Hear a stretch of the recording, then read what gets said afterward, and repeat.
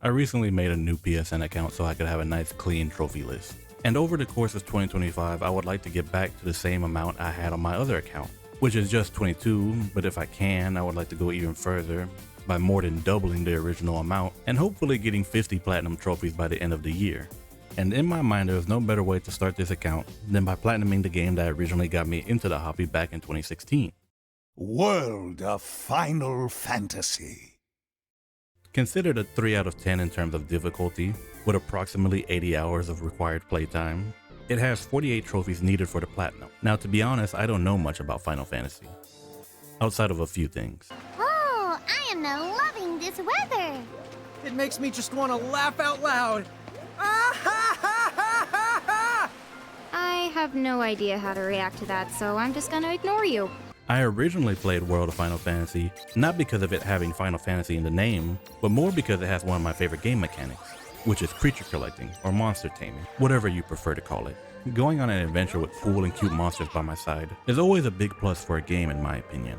With the trophy list being pretty simple and having no missable trophies, it's no wonder why World of Final Fantasy was my first ever platinum.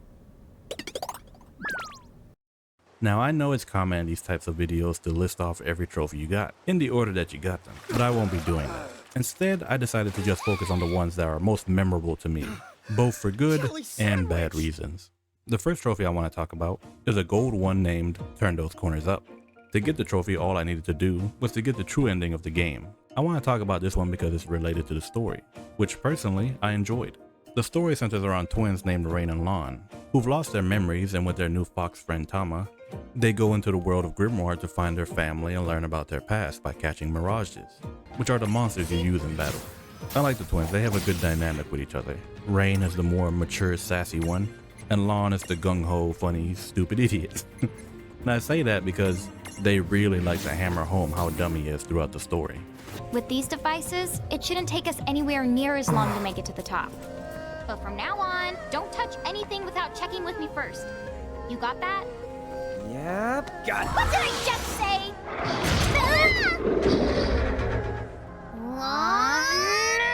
Oops. I'll be good. Also, there's Tama, who helps guide the twins, and is basically like the mascot for the game. She has her own moments of being serious like Rain, or being just as dumb and goofy as Lon. During their adventures, the twins meet people called champions, who are essentially the characters from the mainline series of Final Fantasy games, like Cloud, Squall, Tidus, Lightning, and a bunch more. Most story chapters have one or more of the champions help and fight alongside the twins. The story is simple and fun with a lot of charming characters.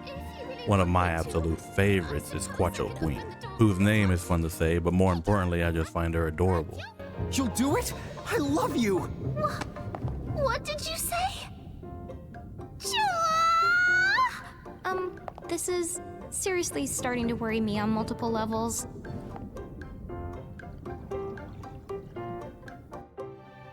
Quacho.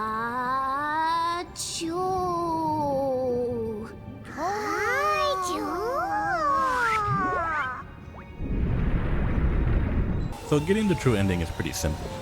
After beating the final boss the first time, I had to do side missions called intervention battles. And once I was finished with all of them, I could challenge the final boss again. And after beating him for the second time, I got the true ending and the trophy.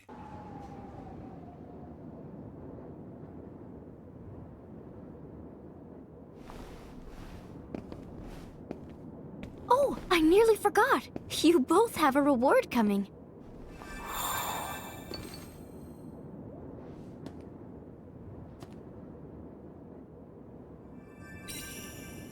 Don't you hate when you say all your goodbyes and then find out you're not leaving? It's the worst. Let's just roll with it. One thing about Grimoire, it never gets old for me.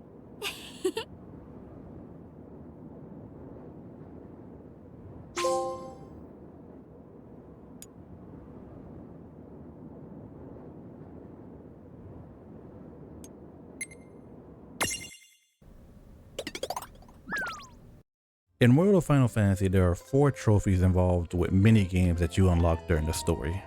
Now, I think it's good to have a positive attitude towards most things, but I also think it's healthy to release your anger from time to time, which I'll be doing right now. I fucking hate these dog shit mini games. Some people hate collectibles, others hate multiplayer.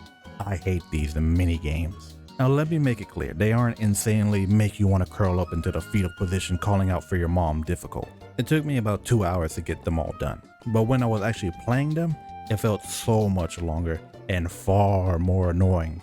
Let me give you the rundown real quick. Sandstalker is easily the best one, but that's really not saying much. It's basically just playing Battleship against an AI opponent, and for the trophy I had to get 10 wins.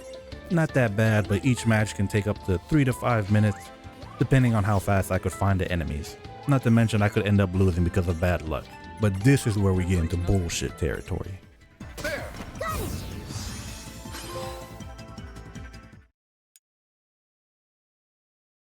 In the Whack-A-Cactuar minigame, I had to hit enough cactuars to get 5,000 points, and I only have 1:30 to get it done, which is impossible unless I get Gigantors, I don't know how you say it, which can give me 1,000 points, but they're completely random and aren't guaranteed to spawn. So in theory, I could have got this done on my first try, if I was lucky enough, which I wasn't. Instead, I had multiple runs where I do everything almost perfect, but because only one Gigantor spawned, or none at all, it doesn't matter, I wouldn't reach the 5,000 mark. And also, a little kicker for fun, if I miss 3 times, automatically lose.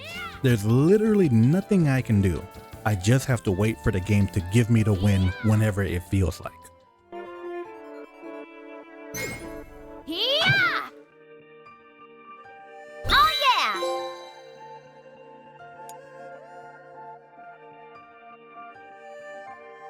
Ironhander Invasion is probably my least favorite control-wise. For the trophy, I had to get 3,000 points by destroying enemies flying in the sky. But just like the Cactuar minigame, if I miss 3 shots, I lose and have to restart. I had to line up the shot, gauge the power, and then Tidus takes a second to actually launch the ball.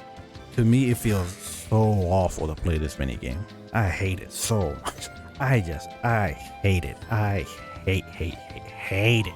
Luckily, the enemies aren't random and they have a pattern. So all I did was wait for the ones to get close enough to where I couldn't miss the shot, and I just ignored all the other ones. I could only lose life if I missed or if they hit Valifur. So there's no point in going for risky shots.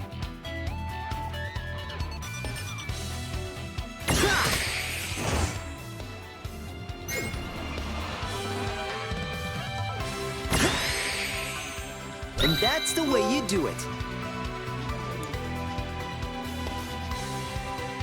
Finally, the minigame that I am without a doubt the absolute worst at, Nebula Storm. The trophy is for getting to the end in under a minute. While running, there are 3 enemies that could randomly spawn in front of me. They block the path and they each have a corresponding button that I need to press to keep going. If I run into them or press the wrong button, then I'll get knocked back, which is a big waste of time. If I got knocked back just once, I think I could make it. But if I got knocked back twice, the run's over. It's done. I'm restarting. Personally, if I got knocked back twice, I could not do it. I'm terrible at this game. And there are so many times where if I just don't fuck up, I could have been done with it so much sooner. But I get it eventually. Not bad, I guess.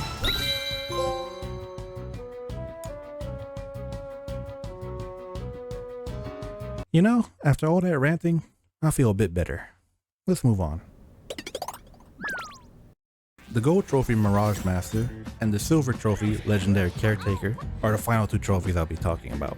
Like I mentioned earlier, Mirages are the monsters/creatures you collect in the game, and Mirage boards are basically a skill tree unique to each Mirage. The Mirage Master Trophy required me to collect all of the Mirages in the game, which is around 200 or so.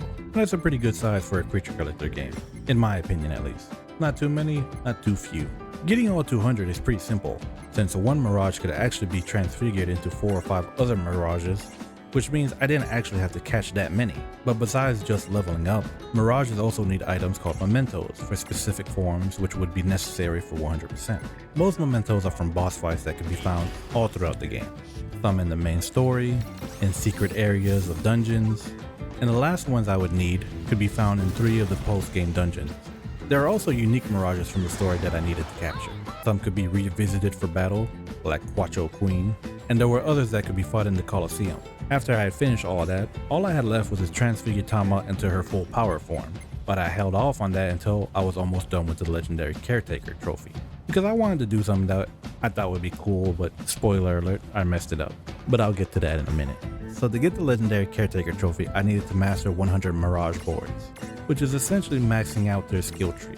Every time a Mirage levels up, they get skill points, and you can use those skill points on the Mirage boards. So some Mirages require less levels than others. For example, a Magna Rotor only needs to be level 53 or so to master his Mirage board, but something like Ifrit needs to be around level 80. This trophy is probably the grindiest one in the game, but to be honest, the grind isn't actually all that bad, or at least that's what I think. I'm sure other people have different opinions on it. So earlier I said I messed up. During my Mirage board grinding, I only had 4 trophies left for the platinum.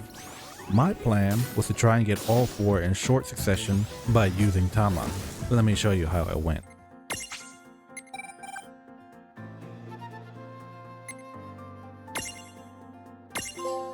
That's Mirage Master for collecting all Mirages.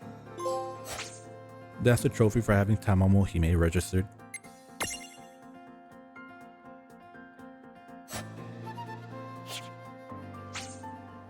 This is going to be People Pleaser for completing all townspeople quests. Wow, it's the real thing! I can't believe I got to lay eyes on it!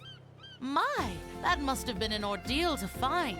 Here, this is to thank you for your trouble.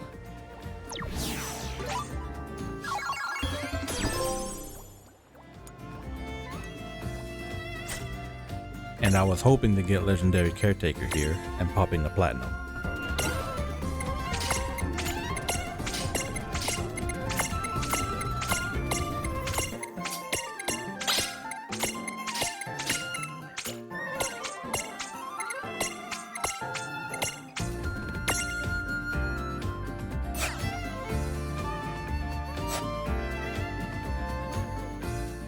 So yeah, it didn't work. The trophy says you need to master 100 Mirage boards. I counted all of them and Tama should have been 100, but I guess I might have misunderstood the trophy requirements. Apparently the 100 has to be different Mirages, and I had used a couple of repeats. So I think it's the only thing that explains why the trophy didn't pop. But I could have sworn when I got this trophy back in 2016, I did use repeats and still got it. So that was a little disappointing, but it's not a big deal. I went back to grinding and after an hour and a half or so, I finally got the trophy.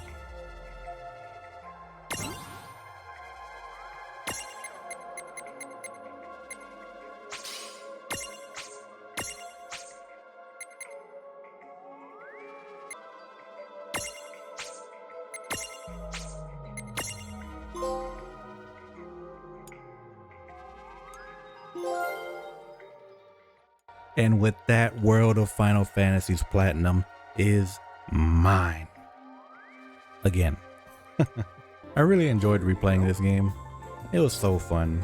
It's by no means a perfect game, but for me, it has all the good stuff where it counts. As a Platinum, it's not hard, and there are no missable trophies, but if you're the type of person that doesn't like a bit of grinding, you might want to avoid it. But for me, since I was enjoying most of it, it never really bothered me. Except for those annoying mini games, which I won't go into again.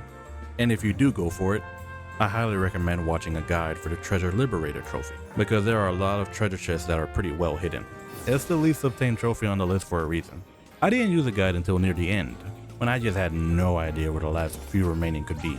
But I probably would have saved a lot more time if I just watched the guide earlier. I believe there is a treasure tracker, but you would have to get the DLC for it. So yeah, it's really up to you if you want to go for the Platinum. If you've made it this far into the video and enjoyed it, I would greatly appreciate a like and subscribe. But most importantly, thanks for watching. Be safe.